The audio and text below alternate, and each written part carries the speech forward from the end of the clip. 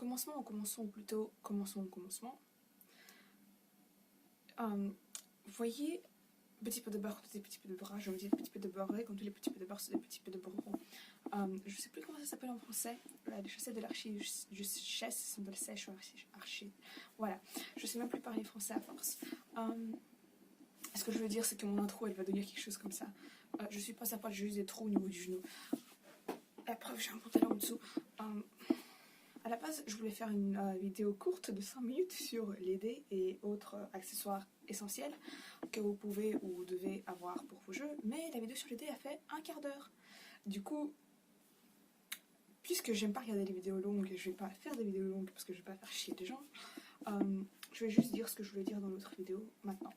Donc, comment commencer les jeux de rôle, quand vous allez commencer, si vous avez déjà commencé, vous vous êtes rendu compte qu'il y a plusieurs choses qu'il faudrait quand même avoir pour y jouer. Et franchement, c'est pas grand chose. Enfin, matériel de base dont j'ai déjà parlé dans mon matériel de MJ, fiche perso, DD, la motivation, une histoire et basta. Mais, à part ça, il y a d'autres choses qui peuvent aider à rendre votre jeu plus fluide, plus simple. La première chose, c'est... J'ai dit sur ma table, je suis trop fière. Pour une fois, je ne vais pas aller chercher des brûles. C'est des cartes de sorts. Bon, moi, c'est des sorts de barde, parce que mon personnage est un barde. Chaque sort a sur lui... Comment je fais pour le... Bon, chaque carte a sur elle le sort, le niveau du sort, le temps qu'il faut pour lancer le sort. Si c'est des sorts de combat, c'est soit une action, soit 1 minute, soit 10 minutes, soit 1 heure. Je pense que ça, c'est les temps normaux. Range, donc distance. Distance, c'est soit toucher, soit il y a un certain nombre de pieds. Les ingrédients, il y a 3 types d'ingrédients. Les ingrédients, je ne sais pas comment ça s'appelle en français, du coup je vais traduire littéralement, du coup vous ne moquez pas de moi s'il vous plaît. Oraux, donc verbaux, ce qu'on dit, des mots, sématiques, des gestes avec les mains ou quelque chose comme ça. Et matériel. Matériel, ça varie entre une tarte pour Tasha's Hideous Laughter. Là, c'est genre une petite tarte ou une plume ou quelque chose. Ça varie de ça à... oui, en fait, vous voyez que je vais arrêter de vous montrer. Du diamant en poudre. Donc, d'habitude, enfin, comment ça se passe à mes jeux, à ceux auxquels j'ai joué et à ceux où j'ai été MJ, les ingrédients, les petits ingrédients, genre les peaux de serpent, les bouts de tissu, les ficelles, tout ça, on dit que vous les avez d'office. Le cendre, enfin, du sang de rat, des choses comme ça, vous les avez, enfin, vos personnages les ont, et basta. Parce que ça simplifie le truc, parce que imaginez à chaque fois que vous allez en ville, vous devez aller racheter 3 fioles de sang de rat. Voilà. Par contre, les ingrédients qui coûtent de l'argent, en pièces d'or ou d'argent, ça, il faut aller les acheter. Ou les trouver, ou il faut quelque chose pour les remplacer. Bref. Vous avez compris l'idée. Mes sorts viennent dans dans une petite boîte. Il y a tous les sorts, ça c'est tous les sorts que je pourrais avoir. J'ai la flemme de les sortir, je suis désolée. Qui vont du niveau 1, et ça inclut les sorts mineurs. Mais pas les sorts mineurs ratio, si vous voyez ce que je veux dire. Par exemple, les tieflins ont traumaturgie, qui vient avec le fait que vous êtes tieflin. Et tous les races n'ont pas ça, donc ces sorts-là ne sont pas là-dedans. Il y a d'autres boîtes, il y a des boîtes pour les archers, les paladins, j'ai vu, wizards, donc sorciers, bref. Ça m'a coûté 14 pounds, et je comprends que c'est un investissement.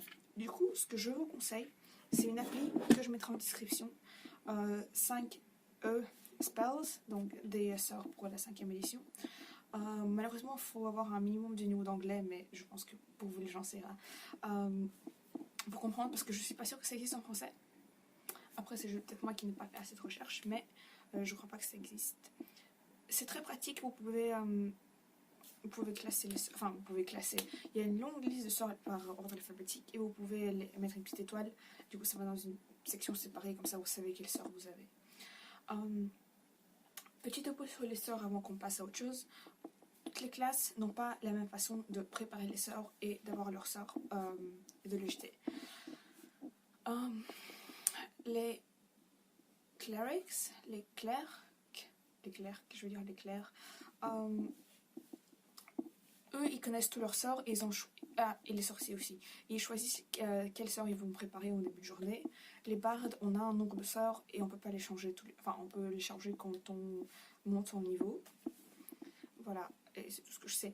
Mais tout est dans le manuel du joueur, donc lisez pour bien savoir comment votre type de sorcier, mage, etc. fonctionne. Après, il y a les miniatures.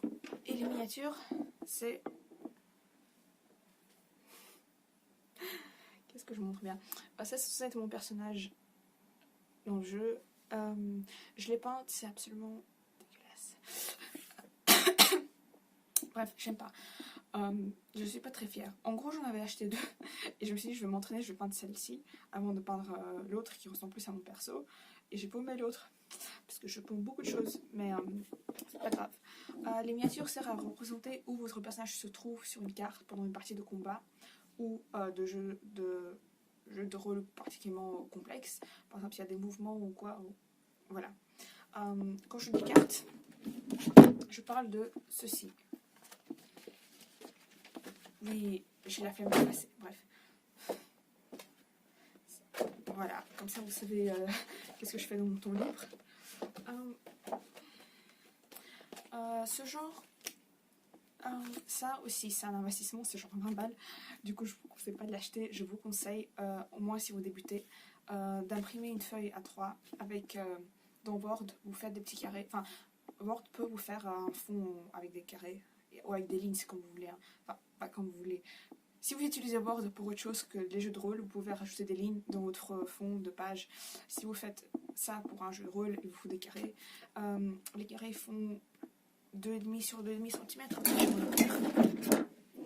Oui, je fais tout tomber. Le professionnalisme règne. Oui, 2,5 sur 2,5 cm, c'est 1 inch sur 1 pouce sur 1 pouce.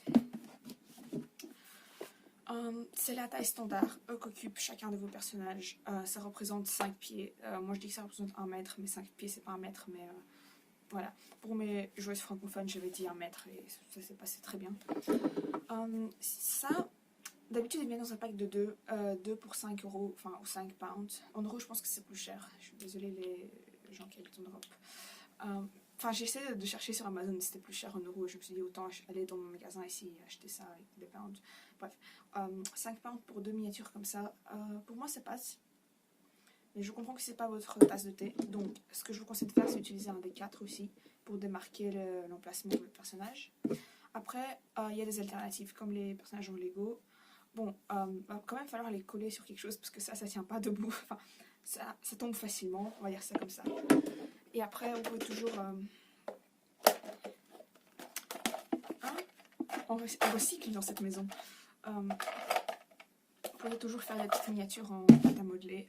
Enfin, ouais, la pâte à modeler qui va dans le four. Voilà, bah, j'en ai fait plusieurs comme ça. Ça aussi, on peut l'utiliser comme miniature. C'est un truc que j'ai trouvé dans un Kinder. Enfin, que j'ai trouvé, que j'ai acheté avec un Kinder. Vous avez compris l'idée. Ça vient d'un Kinder Egg. Ça marche. C'est moche, mais ça marche. Celui-ci, ça c'est une miniature plus grande. Ça c'est un type large, donc il occupe 4 cases. Les géants occupent 9 cases. Et je pense qu'il y a encore plus grand qui occupe 12 cases. Mais si jamais vos joueurs vont combattre ça, ils seront probablement morts. Ça aussi c'était 5 euros, enfin 5 pounds. Ah oui, quand vous achetez vos miniatures, faites gaffe qu'il n'y ait pas de casse, enfin de casse évidente. Parce que c'est bien dans une boîte, c'est bien scellé, mais vérifiez qu'il n'y a rien qui soit cassé. Parce que quand j'ai acheté celui-là, j'en ai vu un autre qui avait son bras par terre. Je me suis dit, oh, c'est l'idée, ça fait génial. C'est genre, il est cassé et tout, il est vieux, il est en ruine. Mais non, c'était juste la miniature qui était en mauvais état. Donc faites gaffe si jamais vous achetez ça. Ensuite, les carnets. Quand je dis carnet, je dis quelque chose pour écrire vos notes de session. C'est des trucs, mais vraiment simples, genre, oh, le shérif s'appelle Mackensafe. Bon, je sais pas les noms propriétaires, mais dans votre cas, je présume que vous saurez. Que les gens... spoiler pour l'histoire Storm King's Thunder. je vais lire mes notes de session. Et vu que... Enfin voilà, pas de spoiler majeur, mais les géants cherchent l'anneau d'hiver. Devesa Shane veut aller à la porte sud-ouest pour aller aider le mec sur qui elle a un crush, qui est le shérif. Drophy, c'est la géant qui nous a attaqués. Artrice Simber, c'est le mec qu'on doit trouver qui a l'anneau d'hiver, qui a un château à Waterdeep.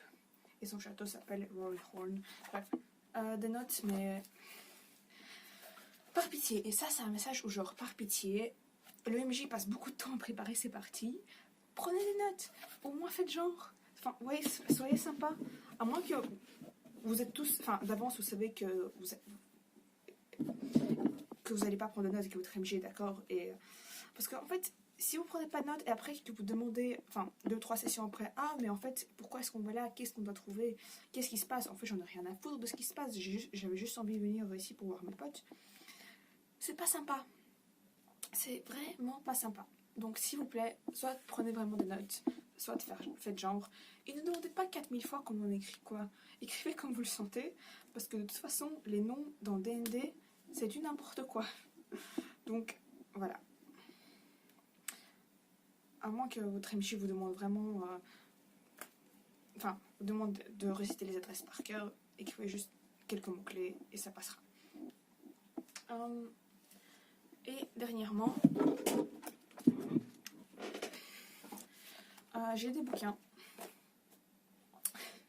de blagues Minecraft et de phrases d'approche. Je sais pas si c'est comme ça en français, mais parce que mon personnage est un barde et que j'aime bien faire chier le monde, à chaque fois que je lance le sort Tasha's Hideous Laughter, je lis une blague de Minecraft qui sont mais nuls à chier. Attendez.